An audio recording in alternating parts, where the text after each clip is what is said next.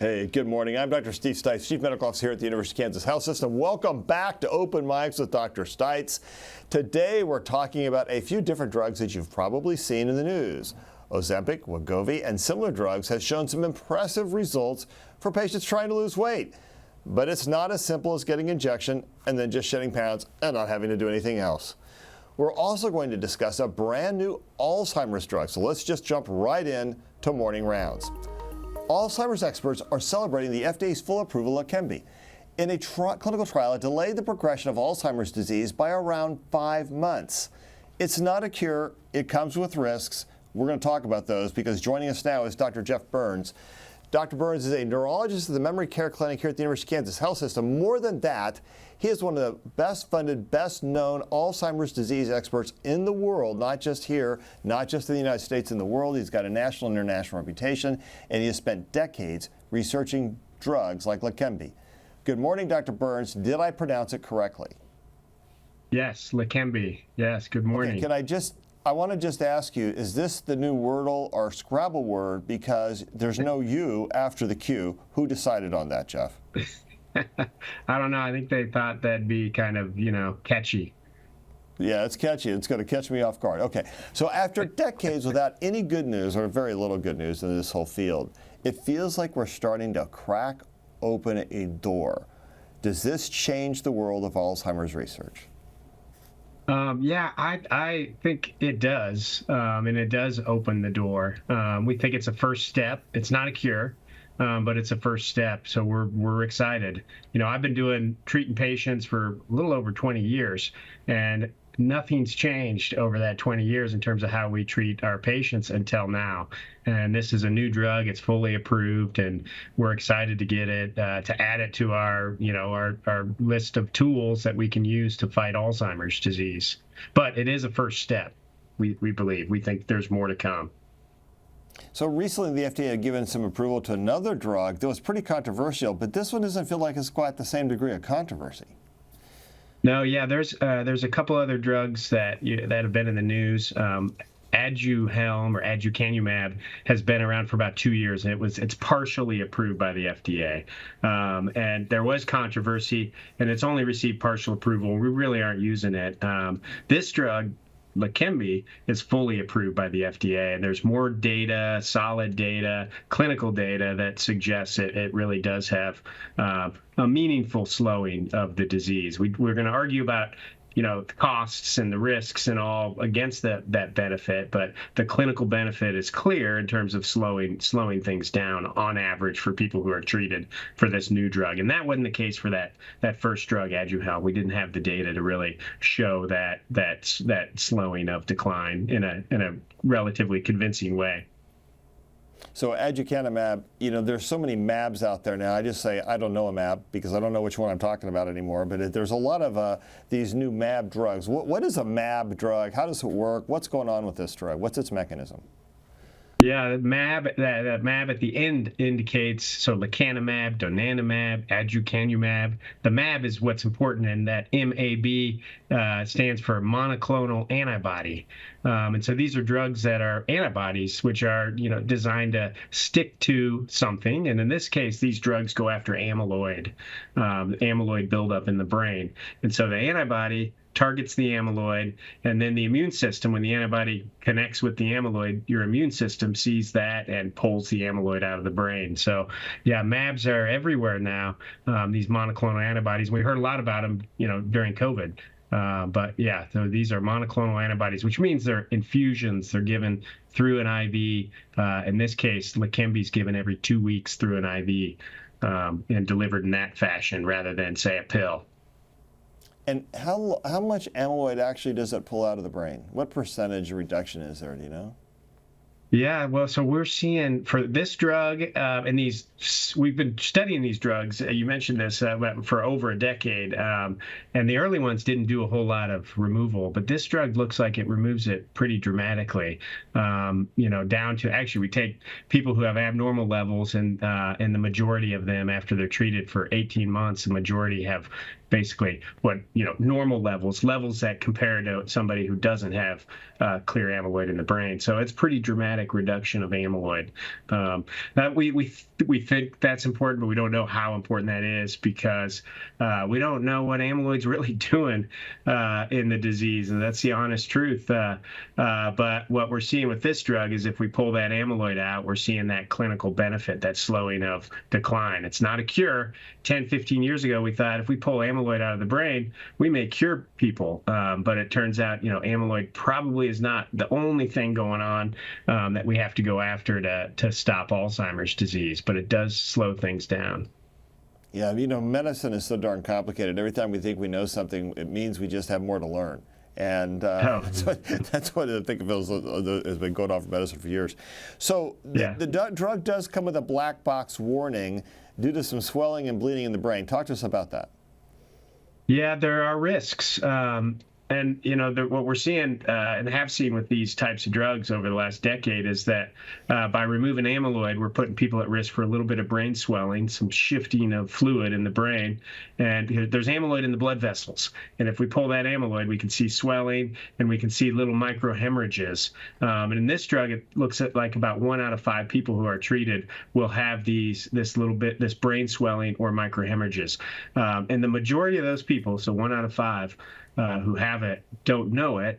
We see it on MRI, so we're monitoring for that, but there's no symptoms that go along with it. But a few people have gotten quite sick. It looks like maybe 2 or 3 out of 100 people who are treated will get some symptoms, headache, dizziness, and then 1 out of 100 or so, probably a little lower than that, get really sick.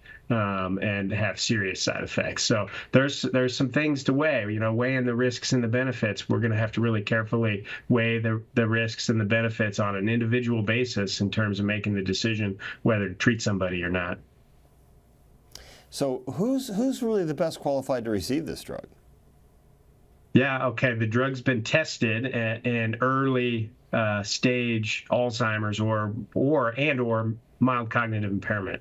So it's really looks to be most useful in the really early stages, those early years of memory changes.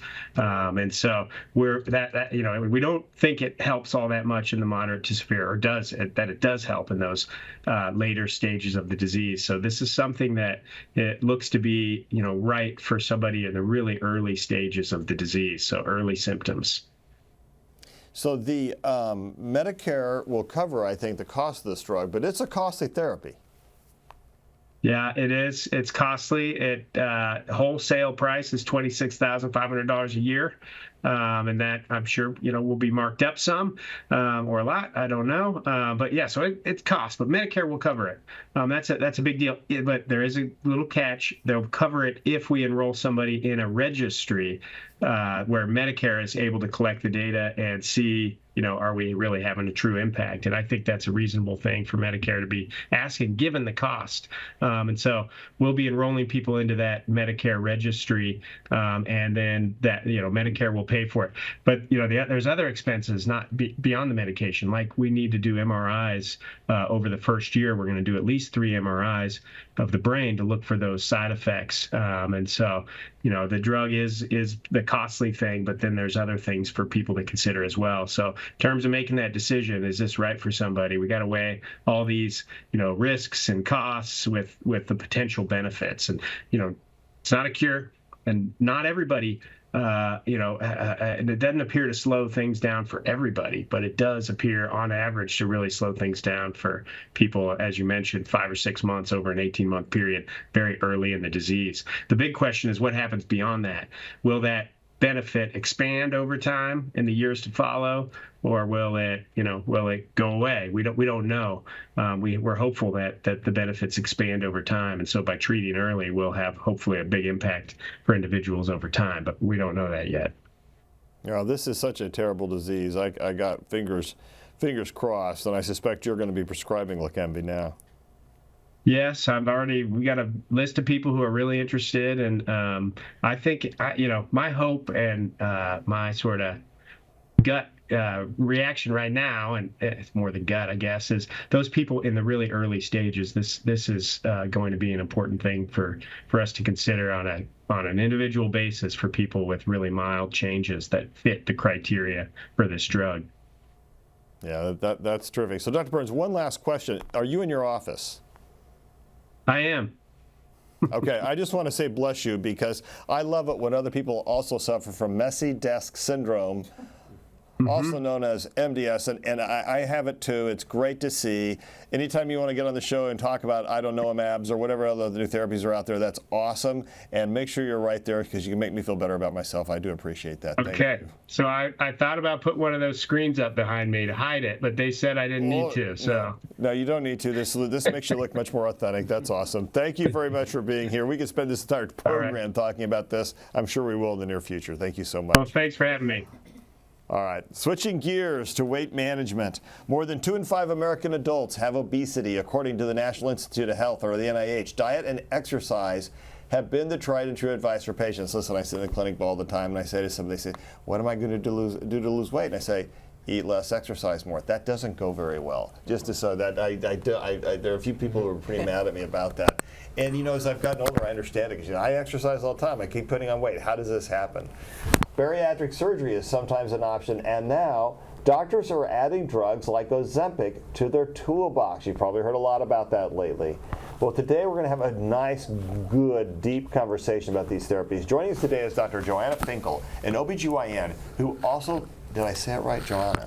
Joanna, I was doing it wrong. Who also specializes in weight management. Thank you for being on the program today. Thanks for having me. We also have one of Dr. Finkel's patients, Jana Knight, I said that one correctly. You totally did, yes. Thank you very much. Is currently using Ozempic as part of their weight management. And full disclosure, she happens to be a nurse here in the health system who happens to work with Dr. Finkel. So thank you guys for being here. That's awesome. We're also happy to have 2 PhD researchers, Dr. Renee Rogers and Dr. John Jakisik. Yes! I'm on a roll this morning, people. Watch out. Both are from the KU School of Medicine's Division of Physical Activity and Weight Management. Dr. Jakisik has been on our program before. Yeah. He was virtual then, not on live, so we're glad to have him. Non-messy desk. Not on the messy desk. Okay, well, you can't be back on the program. Okay, so let's start with Ozempic. It's part of a class of GLP-1 agonists, or sometimes just called GLP-1 drugs. Dr. Finkel, talk to us about how they work. So they're glucagon-like peptide agonists, and so basically this is mimics a hormone that's produced by the gut, and so then it acts on the brain to cause satiety, and it also decreases like how the food gets processed and absorbed and the gastric emptying. So it slows that down, also acts on the brain, but it mimics one of our own hormones. Okay, so it's not our own hormone, but it mimics that, and it makes you not, so you're not as hungry because you feel full. Yep, it acts on that brain and tells the brain, you're full, it's enough. And you don't empty as fast. Does it make you constipated? It does have some side effects, so nausea, vomiting, constipation we see in our patients. All right. Jana, you're using Ozempic, is that right? Yes. Okay, now it's not the first drug you've tried for weight loss. What did you try before coming to see Dr. Finkel about it? So previously I tried to use Phentermin to lose weight and had, kind of some minimal success with that. That's really the only medication that I tried for weight loss, in addition to other different types of diets, keto, Atkins, low carb, all those kinds of things. And, it's just it's a roller coaster with weight. How did Dr. Finkel and the weight management clinic here at KU, how do they help you? So Ozempic has been included into, it's a tool in the toolbox, along with lifestyle changes, diet, increasing exercise, maybe changing some of the exercise, not just focusing on cardio, also wanting to focus on strength training, and also providing accountability. So sitting down and really looking at your habits. It's sometimes very difficult to sit down and take inventory. These are my habits, and when you have to do that, you can really do some self-reflection, and then you can work together and come up with a plan in moving forward with that weight loss. So you've shared some before and after photos. Yeah. Yep. How much weight have you lost? So I have lost about 30 pounds. That's awesome. Congratulations. Thank you. What's your target weight? So I would like to lose another maybe 15 or 20 pounds. Okay, that's So. great. And did you feel better about yourself because of that? Absolutely. Yeah. You know, it's nice to feel more comfortable in your clothes and not just, you know, constantly be, you know, tugging around to feel comfortable. So definitely feel a lot better. Yeah, congratulations. Thank you. So, Dr. Finkel, how has Jana been doing as a patient? She's a fabulous patient. I mean, she's a model patient. That's why I asked her to come, not just because she's actually my nurse. But we talk a lot about the importance of protein and hydration with these medications. And, you know, she is able to accomplish those goals. She gets 60 to 80, you know, grams of protein and then 60 ounces of water. And she's constantly a good model for my patients, counseling them through it. And she does her strength training. She actually teaches classes for exercise, and I've attended some of them, and she's wonderful. She does a great job. Yeah. All right, that's awesome. So, Dr. Rogers, what are your thoughts on GLP-1 drugs for weight loss? You know, it's I come from the background of, you know, lifestyle weight management interventions, all the things you talked about, you know, thinking about your eating, thinking about your exercise, how we put those together comprehensively, and think about our mental health with it as well. And so when they first came out, I was like, okay, this is different, because we've heard our patients talk about not being able to stop their hunger as much as they've tried all these different diets. And this is really a great opportunity to clear some space to do all the wonderful things that Jan talked about. It's really important. So I think it's an opportunity to do better and help more people, honestly. Yeah, that it is a really great thing, because obesity is an epidemic here in America. So, tell us about your sense about this whole class of drugs, and what does it mean for the challenges that Americans face around obesity? Well, I mean, I think it's a game changer. It's clearly a game changer when major weight loss companies are buying in. People that have not been buying in are buying in. These are very, very powerful drugs. You know, the challenge is of course for some people cost, but I think people also have to remember that just like eating and activity behaviors need to be lifelong, these medications in some layer might be a long-term kind of thing. You know, there are studies that have come out when people come off of these medications, what's happening. And what's happening is similar to what we see in lifestyle programs. People start regaining the weight and regaining it pretty quickly. So I think that what we're thinking about in our space is lifestyle from an activity and eating perspective is still really important, but we need to reposition it within the context of these pharmaceutical agents that are now very, very powerful. You know, individuals who are on them have less appetite, but what we're hearing from patients is maybe they're now not eating enough. Maybe they don't, you know, so we have to reframe this. You know, the weight loss is coming off. Well, maybe I don't have to be as active. Well, in reality, you probably do, but maybe you don't need to be as active as we were thinking you needed to do before to manage your weight. So it's a game changer in so many spaces, and we're trying to get ahead of it. I hear you say, so talk. Because obesity is a chronic disease, and so I explain this to patients. You know, I use the model of hypertension. If you have hypertension and you see your cardiologist and they tell you, okay, we're going to start this medication, but you need to stop your smoking, lose weight, and eat better. And the patient says, okay, I'm going to do that. Comes back 6 months later, lost weight, stopped smoking, ate better. Your blood pressure now normal, we're going to take you off of that. Some stressor happens in that patient's life in the next 6 months, perhaps, you know, a death, a change in you know, a job or something. They take up smoking again, gain 20 pounds, eat poorly, come back, blood pressure's up again. You start them up on medications again. It's a tool, but weight is going to fluctuate through people's lives, and it's a set point that's set, you know, for patients with obesity. It's reset, and to bring that down is what we're having trouble doing, and that's where the area of research is also important, is how do we get that to reset permanently? So can I just ask a question? I'll just open up to all of you guys. Why? Why is the body, why especially is this in America, and why are we struggling with it when other places don't struggle so much? Do you want to start? Well, You can I go. mean, there's a lot of reasons, and I'm part of the National Academy's Roundtable on Obesity Solutions. And when you start to really dig down deep, you know, we can blame genetics, we can blame physiology, we can blame, when in fact it's systems that talk to one another. And it's all of the above. You know, our genes are set up to be, you know, somewhat thrifty. When we're thrifty, what happens? You know, and we're in an environment where food is abundant and activity is easy not to do. It's going to be promoting this. So we have to be looking at systems and not one solution for this whole thing. So just historically, food wasn't always abundant. It was hard to acquire, and you had to be active to get the food, so our bodies are built for that. They're not built for being able to say, I'm just going to the store, I'm going to buy McDonald's and grab my, old French And our fries and food, things. even our content, is very processed as compared to sometimes other countries. But obesity is a worldwide epidemic. I mean, it's been increasing throughout the world, not just here. And we can't all blame Ronald McDonald. No. No. Good. So any thoughts you have about what other answers are there to this obesity epidemic? I think there's a lot of, when we think of the mental side of it as well, we have to consider it, because I think for some folks that have been living with obesity for a long period of time, they start to see that there's these negative thought spirals. They get into patterns. It becomes hard to break those patterns. So we have to be really empathetic to that as well. So while there's a biological side to all of it, there's also a very strong behavioral component to it that it becomes tough to find the way out of, and quick solutions with diets don't always work. So Janet, does this all sound familiar to you? It does, from a personal side and from a nursing side. Just yesterday we had a weight management clinic, and I had 2 patients cry with me. Mm-hmm. One was happy tears, so there was like the positive, like mental, I'm so proud of myself. So there was that, and then there was the opposite side of things. She'd been doing really well, but a couple weeks ago she got really stressed out and she was eating her feelings.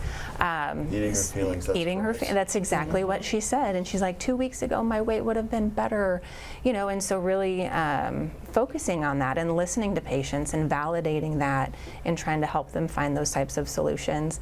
And yeah, I've experienced that myself as well. You do feel better and you do have more confidence, when you're more comfortable in your skin. And unfortunately, weight does play a big part of that.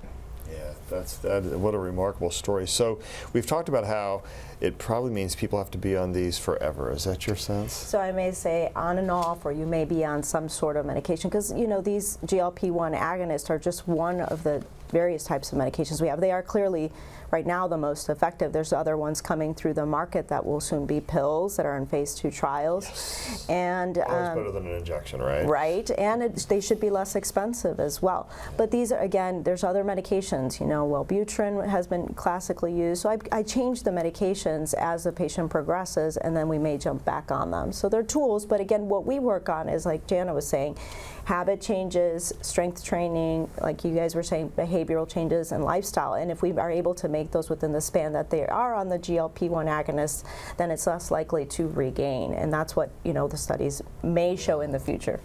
So the European Union's version of this, the FDA is investigating 3 cases who are patients who are on Ozempic who had thought about suicidal thoughts. Now, there's not been any proof yet that the drug causes suicidal thoughts, but in the U.S., the prescribing instructions for Wegovy say that patients should be monitored for thoughts around suicidal behavior in that way. Thoughts from your standpoint? So that is something that is in the general warning that we provide with patients with Wegovy or Ozempic, to discuss with them about if they start to have suicidal ideations, they need to reach out to their providers. But we also counsel about other risk factors and side effects that are more common.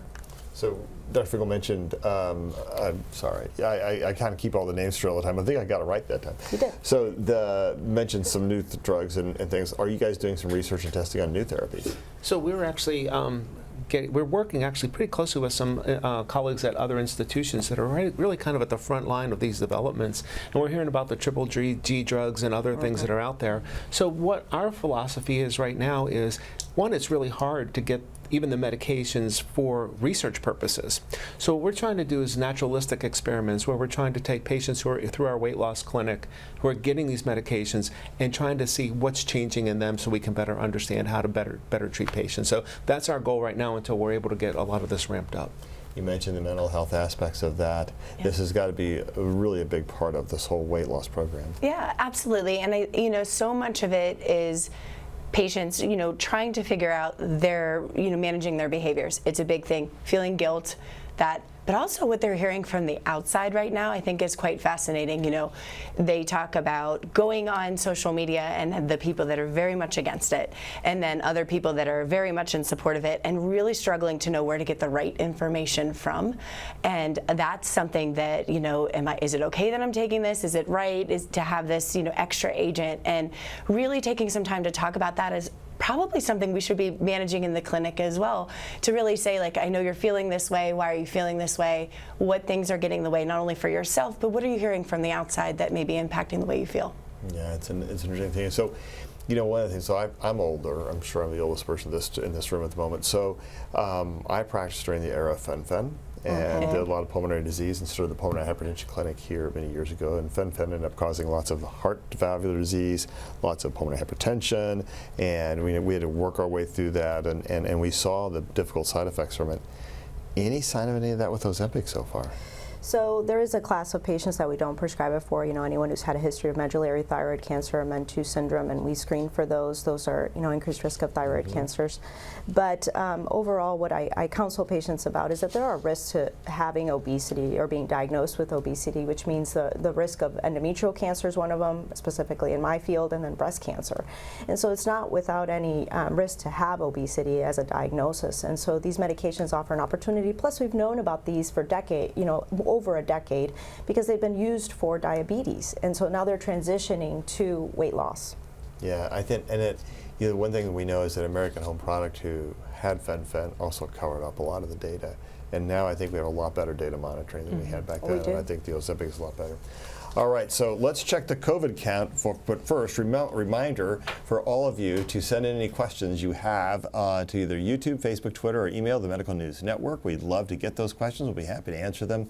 Let's move now to the COVID count with Dr. Dana Hawkinson. Someday it's going to be 0. Not quite there yet. No, you know, I think we're getting close. We've had 2 active cases the last couple days. Today, we have 3 active cases, 7 total, but 3 active, 2 in the ICU, 1 on the ventilator, and I would say I was able to go through those 2 that we had initially the first couple days of this week. 1 was incidental, but the severe case did have multiple comorbidities, including age, heart disease, kidney disease. So it is that type of patient with those comorbidities that we do expect, unfortunately, to have the highest risk for hospitalization and severe disease. But, you know, it's unclear whether that patient was fully vaccinated at this point in time or even got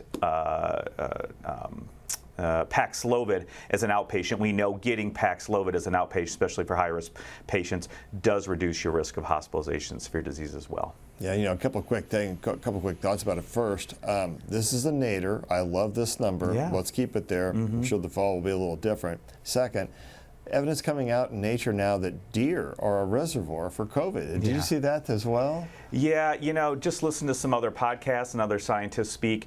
We always talk about zoonoses, which is the infections spilling over from animals to humans, but unfortunately humans seem to be the biggest risk, and there's actually reverse zoonoses which occur probably and are bigger risk to animals rather than the actual zoonoses. So we know that the coronavirus, SARS-CoV-2, now has a strong maintained population or circulation in deer populations for sure. Yeah. So my buddy, my cat, has been sneezing lately. Hope it's not COVID. Hopefully the cat's not going to give me any COVID. And we know, you know, various zoo animals have been found to have infection. We know that household pets, domesticated animals, dogs are less likely to have the infection and active replication. Certainly cats can. There are a number of different mammal species which can as well. So it is a concern. And now, you know, we're kind of opening that up not only for SARS-CoV-2, but we know this can happen for other infections, particularly influenza and other viral respiratory diseases as well. So interesting article in New England Journal of Medicine this last week, I think, where they talked about Paxlovid again, supporting the use in those of us who are older. I think I may hit that age category, but also in younger folks with multiple comorbid diseases, but not in otherwise healthy folks. Yeah, I think that's exactly right. And we always have been going back to high-risk patients. Just in general, like you said, certainly age is one of those things, but other comorbid conditions. Immunosuppression is a major issue as well, but things like heart disease, kidney disease, lung disease. We know that Paxlovid doesn't offer the greatest benefit if you are vaccinated and say under 50. We have good data to support that. But if you are some of those other populations with those issues, with those comorbid conditions, Paxlovid does help and is very good at reducing your risk of hospitalization and severe disease. So it's still a very good drug. I know that infectious disease and my colleagues, we are always concerned about resistance. Right Right now, though, we know that Paxlovid still clinically works. There is not large-scale resistance going on. So I think if you are one of those people with high risk factors and you get diagnosed with COVID-19, it is vitally important to get evaluated by your medical professional and really get on Paxlovid if you can. Yeah, that sounds like great advice. Hey, we've also got a good email question about vaccines from Jason. He asked us, why do we think the public health recommendations for COVID boosters ignore their use to prevent long COVID? Yeah. We know that these vaccines can help reduce severe disease, hospitalization, and death. Those are great things we want to do, of course, but it also shows that long COVID can be reduced. We don't talk about that so much. Yeah, I think this is a multifaceted answer. So first of all, it was never studied for that. Do you remember, Steve, when the vaccines were first evaluated and studied? It wasn't studied for that. So it's very difficult. We didn't even know about it as much back then either. So, correct. Right? Yep. The question wasn't asked. It wasn't evaluated. It was only after, in that post-marketing, which again, we've always stated that we continue active surveillance on the vaccines, on their safety profile, and it continues to have an excellent safety profile. But that question was never asked. That was never studied. It was only after that fact, when we knew the impact of long COVID, number one, on the population and on an individual, but also we had enough data to support and look at those numbers that we did see a reduction in long COVID. But again, now the waters have been muddied as well because we have moved on from just that primary series onto multiple boosters. And in that time, people have also been infected and reinfected as well. So the data does support the fact that probably a 15 to a 30% reduction in your risk of long COVID. But I think that's a very good question that was asked, but that is probably the main reason, is right now the waters are so muddied with all of these other boosters as well as infection and reinfection. And again, that question was never initially asked nor studied. So it is just maybe an extra benefit that we have found from the vaccines. Yeah, well, and hopefully as we develop the new monovalent vaccine, which we're forecast to come out, I think, in September, we'll also be talking about some of those aspects of long COVID because we do know more. Yeah. Hey, you like to go outside and run and jog, right? You're an outside guy. I do. Yeah, you have this hot weather and this kind of air quality stuff bothering you right now? Not too much. I ran on Monday. I was outside, and I think this weekend I was okay. You know, I prefer the warmer weather compared to the 20 degrees in February, but I was okay. So yeah, we do know there's people out there with some lung disease like asthma, chronic obstructive lung disease, emphysema, etc. So people with underlying lung disease are bothered by hot weather and by some of the decreases in air quality. Now, fortunately, we've not seen what the Northeast has seen around the Canadian wildfires, but we do know that it has caused some more difficulty. We're seeing that in some of our people with chronic lung disease. But also, it's a little like walking into a wall. If you keep walking into a wall, you know it hurts, you're going to stop walking into a wall. Most people with chronic lung disease tend to have a lot of avoidant behaviors around hot weather and bad air. Because they know those things are going to make their breathing harder. So fortunately, we don't see as many exacerbations. I think a lot of folks stay inside when they can. But for people without air conditioning and people who are in high-risk, vulnerable areas, this hot weather and worse than air quality can be a real challenge. So just remind everybody out there, where you can, have a fan, try to avoid it as best you can, and drink lots and lots of liquid. Alexis Del Cid, there are questions out there, I suspect, from today's panel. Let's hear them. So many questions, and we're also getting some really good questions about Alzheimer's drugs and Leqembi. We are going to get those questions answered at a later date. We're going to get those to Dr. Burns. He's very accessible. So don't worry. We've read your questions. You did not want me to answer those questions. So we'll but you know what? We'll let Burns do that one. Yeah. All right. We do have some excellent questions as well about the weight loss drugs. I'll get to the first one from Yen Liang, who wants to know if the weight loss drug can help cope with insulin resistance. Well, actually, that's part of what it was designed for, right? Yes, so it does help with insulin resistance. Wegovy, Ozempic, the new one, Mounjaro, which is going to come out hopefully at the end of 2023. So they will help with all that. I deal with PCOS patients because I'm primarily OBGYN. Tell us what PCOS is. Polycystic ovarian syndrome. And so there is a large facet of insulin resistance without necessarily frank diabetes in that subgroup. I will often use metformin as well, in addition to the Wegovy, to help even improve that insulin resistance further and change their metabolism. So that's a good question. It's great. Sharon Delosier has another question. Sharon Delosier has one specific to Wegovy. She says she has been taking Wegovy for a few months, but the lower dosages are unavailable. Now, I've been taking for the past few weeks Ribellesis. Am I saying that right? It's a different drug temporarily. She's not diabetic, and it's very costly. So what does she do?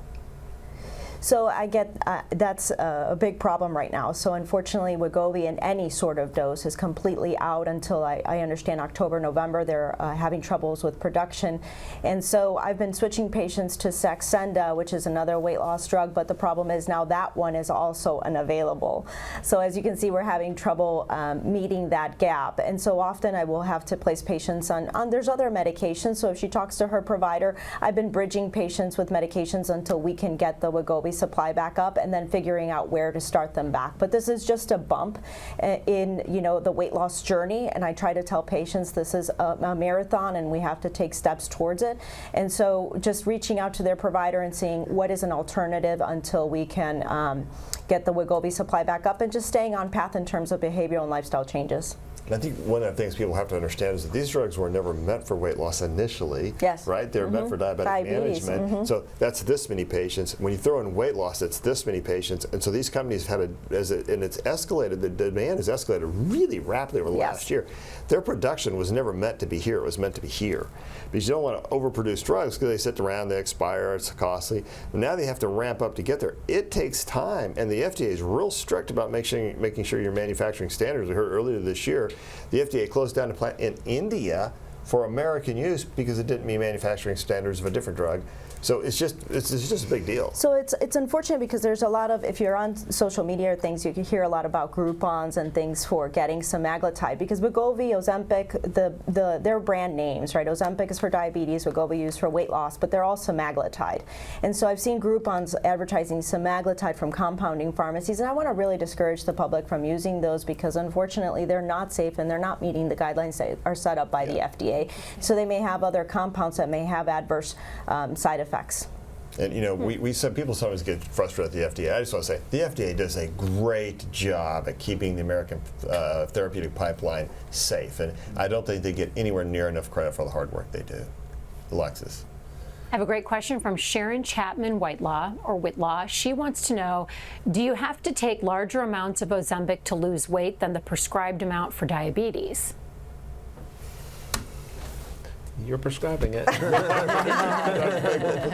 So no, we started up slow, and so what the difference is the titration and tolerance.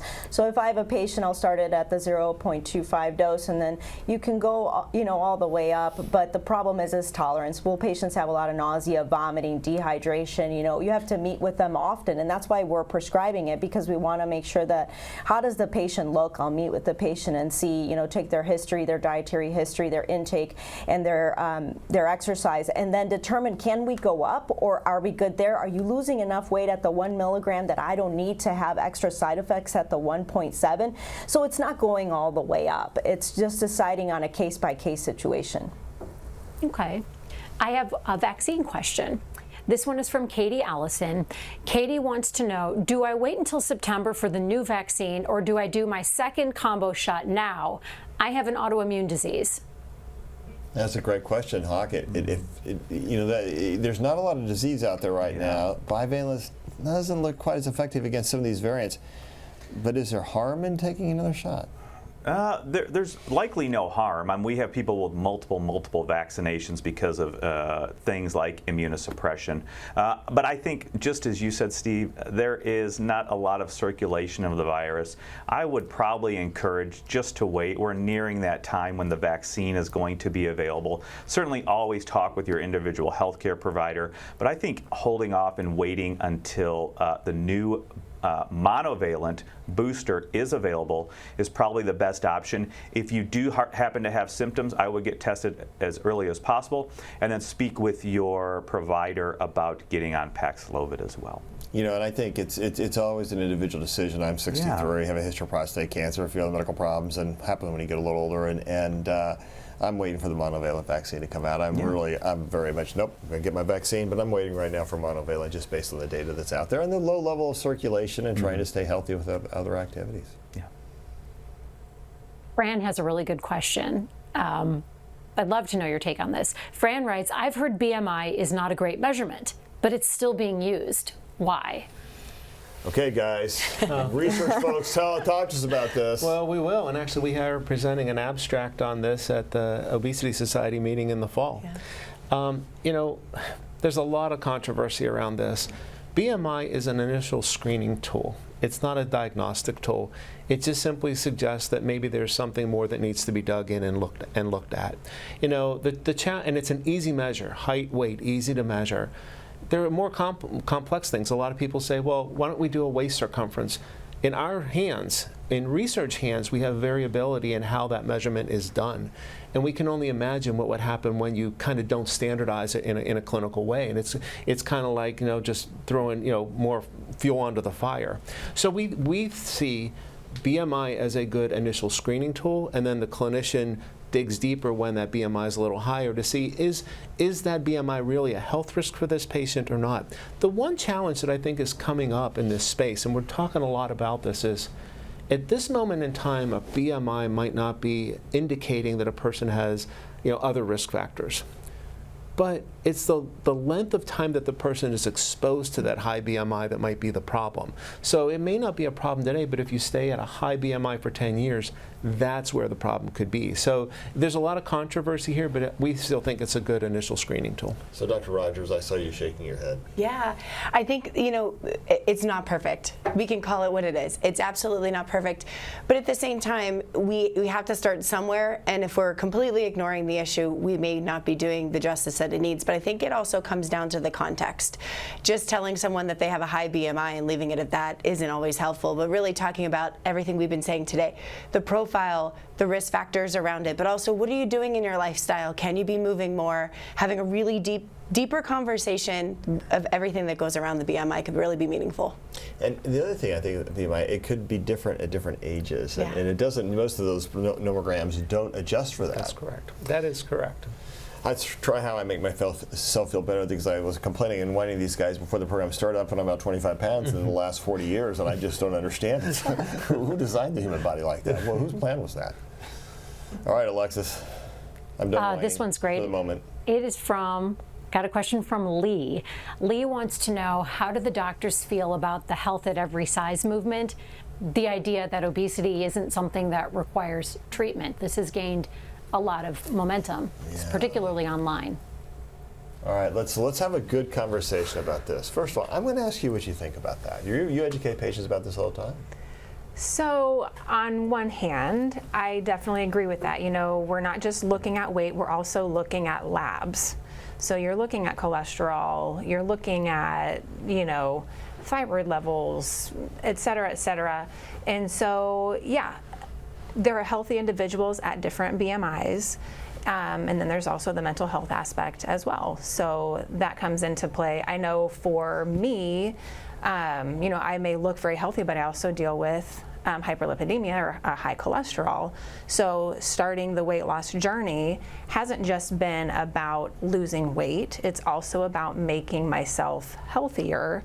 And in my case, lower weight is also helping out those other issues. So like my cholesterol in the last 4.5 months has gone from, you know, do I need to be on a statin, to within normal ranges. My LDL has gone down. It still needs to go down a little bit more. But health definitely looks different depending on other risk factors. But as we've kind of talked about, BMI isn't the only thing that we're looking at. But we also know that patients who have a higher BMI or have a long-term history of that, they tend to have other health risks as well. Yes, and some of those health risks can be, you know, like I had mentioned before, endometrial cancer, breast cancer, a lot of other cancers are associated. There's higher risk of high blood pressure, diabetes. You know, I can go on infertility in terms of my particular specialty, increased risk of miscarriage, and then I particularly look at pregnancy outcomes. And so there's higher risks of C-section, higher risk of preeclampsia, not. So trying to modify those risks prior to conception is important. But I also understand the movement, and I'm very sympathetic to that movement and why it's occurring. I don't think I'm out there trying to find patients to change it. Patients come to see me because they have been identified as having medical problems associated with their weight, and they want to make a change. And I don't focus so much on like a BMI or a weight that they want to achieve. I don't particularly, subject them to where do you want to go with this weight, but how do you feel, and how do you feel now after you've lost some weight? Is this kind of where you want to be? Sometimes I get different goals from patients. I ask, what's your goal? One patient told me she wanted to get on a horse and she couldn't because she weighed 230, so she needed to lose 30 pounds to be able to get on the horse because that was the rule. So we lost 30 pounds, she got on her horse, she bought horses. Those are the goals that people want to achieve, and I'm there to support their goals. She had a normal metabolic profile. It's where you're at that makes you happy. It's called a happy weight, and I'm okay with that. And I think you also have to understand, as long as you know what the risks are and you accept that, that's exactly. okay. It's kind of like saying, well, I don't want to take the vaccine. Okay, just understand what the risks are. I don't want to wear a mask. Just understand what your risks are. And I with my folks, the patients I see, it's kind of the same discussion. If you're comfortable with where you are in weight, that's one statement. But understand what all the risk factors are with that weight, whether that weight's too high or too low, because you can also incur a lot of risks if your weight's too low. And we're not trying to say everything has to be about you to be perfect. Our job is just give you the facts, and then you decide how that fits your own personality, I think, and how it fits your own profile. That's correct. Alexis. This has been such a great Anything discussion. Else? Okay. We have many questions as well on the Alzheimer's, but again, we've seen your questions and we will get those to Dr. Burns for you. We'll find a way to get you those answers. I'm going to ask you a question about fitness trackers, because you and I talked about this last time. What do you think? One, they're actually not fitness trackers, they're activity trackers, because they're not measuring fitness, they're measuring how much people move. I think that they're very good tools in the arsenal of letting people know how much they're sitting and how much they're moving. But we've done studies that show that they are not the be-all, end-all. I mean, I'm wearing 2 of them right now, because we're testing some of these things. But it's not that you have one, it's what you do with the number. And I think that that's really important. So it's a good feedback tool, but simply wearing one isn't just going to get you active. There has to be something behind that. Yeah, you got to be motivated across the spectrum, right? Exactly. Well, let's get final thoughts before we end our program today. I'm going to start with you, Jana. I guess thanks for bringing me on to share my story, and hopefully it can maybe help somebody either reach out for help, find a provider, and think about the medication not just being the cure or making things better, but really thinking about it being a tool in your toolbox along with the other lifestyle changes that need to be made so you can have that long-term success. All right, and thank you for being on the program today. It does take a lot of bravery to come and share your story. I think you did a great job. Thanks for having me. I'm super excited about all the new medications that are coming on the market, and I'm happy to treat patients. I think that you should be confident of the drugs that we use. We have been studying them for more than 10 to 15 years with patients with diabetes, and so if you're interested, please seek out a provider. But remember that obesity is a chronic medical condition, and so it is not something, a lot of patients take that in and it's like, what am I doing? I should be exercising more and eating less, and therefore it's my fault, and it's really not. It's a metabolic condition, and we're here to help. All right, thank you. Dr. Rod, I don't know, I can't who's going to go to next, Dr. Rogers. No, thanks. I think the one thing everybody at this table has said so many times, which is very encouraging, is that while these are so exciting, be comprehensive about it. Still remember that paying attention to your healthy lifestyle behaviors in partnership with this medication is the way to go. And if you need support, you need help, reach out to those folks, ask questions of your providers, and to get the lifestyle support around the medication that you need, because definitely people are out there to help, and we want you to be successful. All right, Dr. Casey. Yeah, I think this is a very, very exciting time, and there's a lot of great clinical work going on, but I think what's really exciting for us on the research side is, as we're actually at KUMC getting ahead of this and actually being a part of the discussion about where do these medications go next from a research side and the next generation. And so it's a really exciting time, so I think you can get really great care here from an obesity metabolic treatment perspective, because we're on that cutting edge. Yeah, it's been a great discussion. I really appreciate all of you guys for being here. It is terrific. Doc Hawk. Yeah, just echo what our panel has said. You know, health is more than just weight and BMI. Certainly we know that these new medications do significantly help with that, but we know that it is multifaceted, and you and I have talked about this, and you've talked about this on your show, Steve. Just very many factors. So, you know, people always ask us, what can we do to be the healthiest we can, to have our immune system the best that we can? You know, things like this, certainly reduction in weight, but the healthy lifestyle of activity, good sleep, good nutrition. Of course, those preventive methods as well, like vaccination. We heard the question about vaccine today. So vaccine, being up to date with your vaccines. And what you always say as well, those pillars of infection prevention and control go with you wherever you are. Understand that situation that you're in and those risks that you're in. And also remember that good, adequate hand hygiene frequently. All of those things in combination will help you live your healthiest life. You know, this has been a remarkable program, Alexis, because we have had such cool folks on, and we've had two remarkable stories, one in Alzheimer's and one in obesity. You know, as a younger man and as a younger physician, I probably didn't take the right approach on obesity. I would just say to patients, eat less, exercise more, thinking that was a simple answer. And it was a simple answer, but it was probably an ignorant answer. And as we've understood this story so much more, and which was such a great job our panel's done today explaining it, I want to thank them, and I especially want to thank you, Janet, for coming onto the program and talking about your experience. And knowing that it's really, it is so much more complicated, and then the therapy for it is so much more complicated, and how we approach it. We have to really approach it as a disease and all the ramifications of it. Just like I think Alzheimer's is so much more complicated than just getting old.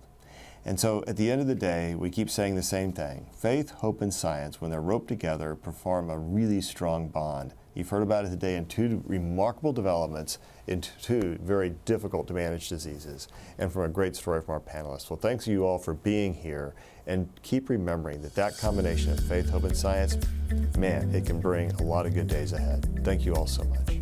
Coming up Friday on the Morning Medical Update. Bladder and bowel problems can be embarrassing, but that shouldn't stop you from seeking care. I'm Alexis Del Cid. On the next Morning Medical Update, we explore pelvic health, where most problems tie back to your muscles, the exercises, breathing techniques, and diet tips that keep the groin healthy. Friday at 8 a.m.